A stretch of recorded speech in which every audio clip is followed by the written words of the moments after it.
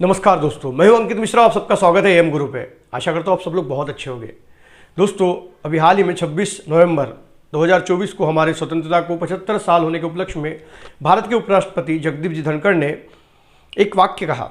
उन्होंने अम्बेडकर जी का उल्लेख करके कहा कि अम्बेडकर जी कहते हैं कि राजनीतिज्ञों ने धर्म को देश से नीचे रखना चाहिए और देश को ऊपर। संविधान की कार्यक्षमता और प्रभाव इस बात पर निर्भर है कि उसको लागू करने वाले कैसे हैं। संविधान कितना भी अच्छा क्यों ना हो, लेकिन अगर उसे लागू करने वाले खराब हैं तो देश का कभी विकास नहीं हो सकता। और ये बात अम्बेडकर जी ने 25 नवंबर 1949 को संविधान सभा में समारोह के अवसर पर कही थी। दोस्तों, उन्होंने कहते समय 3 ऐसे इशारे दिए थे, 3 ऐसे सावधानी के इशारे दिए थे जो आज सच होते नजर आ रहे हैं। और वो 3 इशारे क्या थे, हम उसको आज डिटेल में समझेंगे। क्या सच में अंबेडकर जी ने जो कहा था वो हमारे देश में सच होने लगा है? शुरू करते हैं। दोस्तों, थंबनेल में ही लिखा है संविधान दिन, भारत के भविष्य को लेकर डॉक्टर अंबेडकर ने किए थे 3 इशारे। क्या वो सच हो रहे हैं? सबसे पहली बात, क्या भारत अपनी स्वतंत्रता खो देगा? ये एक बड़ा सवाल है। अब आप कहेंगे ऐसा क्यों? अंबेडकर जी ऐसा क्यों कहते थे? क्योंकि जब उन्होंने उस समय भाषण दिया था तब उन्होंने कहा था कि भारत ऑलरेडी जाति पाति में विभाजित है। भारत के स्वतंत्र नहीं रहने के मतलब परातंत्र में जाने का कारण भी भारत की फूट थी। भारत धर्मों में विभाजित था, जातियों में विभाजित था और खुद के स्वार्थ के लिए भारत के लोगों ने गद्दारी की और अपने देश को परातंत्र में ढकेल दिया। और अंबेडकर जी कहते हैं कि अब तो भारत स्वतंत्र हो चुका है, अब जाति के हिसाब से पार्टियां बनेंगी, धर्म के हिसाब से पार्टियां बनेंगी, अलग अलग लोग अपने अपने फायदे के लिए काम करेंगे। और यही डर उन्हें खा रहा था और वही वास्तविकता आज फिर से दिख रही है। आज एक एक धर्म को प्रमोट करने वाली पार्टियां यहां पर खड़ी है। हर व्यक्ति चाहता है कि वो अपने धर्म को सपोर्ट करे और धर्म को ही देश से ऊपर रखा जाने लगा है। लेकिन देश तभी ताकतवर बनेगा जब हम देश को ऊपर रखें अपने धर्म से।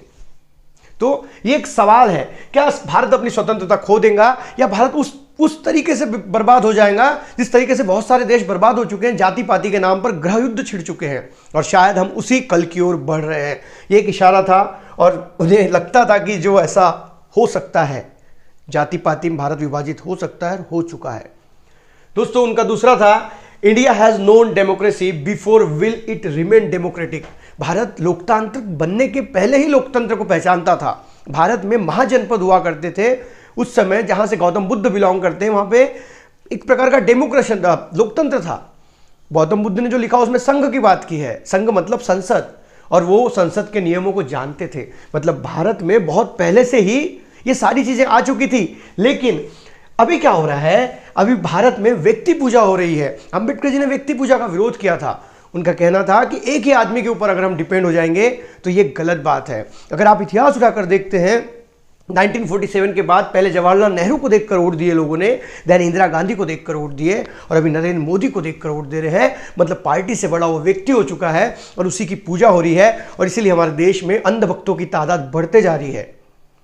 किसी पार्टी का विरोध नहीं किया जा रहा है यहाँ पे, लेकिन अगर आप जिसको सपोर्ट कर रहे हैं, अगर वो गलत करता है तो उसके खिलाफ बोलने की ताकत भी रखिए। उसी को सच्चा लोकतंत्र कहते हैं। अंबेडकर जी भी यही कहते थे।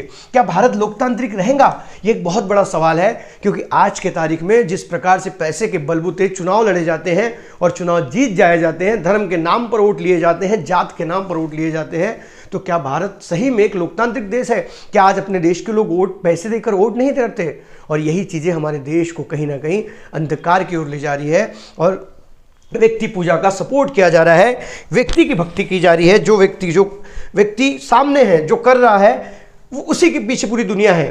तो अंबेडकर जी कहते हैं कि ये नहीं कह रहे हैं कि जो देश की सेवा करते हैं उसके लिए कृतज्ञ मत हो, लेकिन कृतज्ञ नाते में यह भी मत भूलो कि हमारा पहला जो लक्ष्य है हमारा देश है और देश से बड़ा कोई व्यक्ति नहीं हो सकता। उसके बाद वो तीसरा शब्द बोलते हैं, समाज ही लोकतंत्र का पाया है।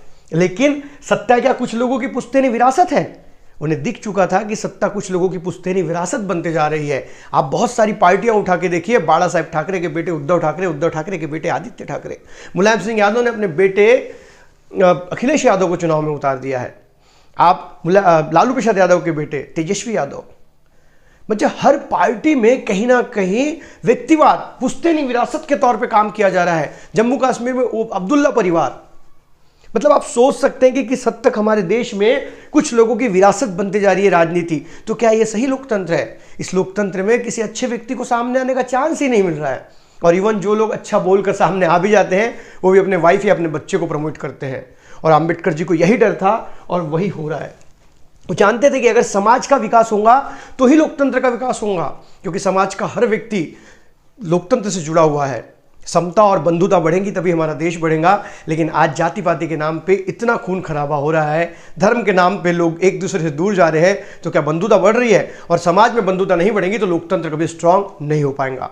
वीडियो अगर अच्छी लगी तो वीडियो को लाइक करो, अपने दोस्तों से भी शेयर करें। मिलेंगे अगले वीडियो में, तब तक के लिए अलविदा। जय हिंद, वंदे मातरम।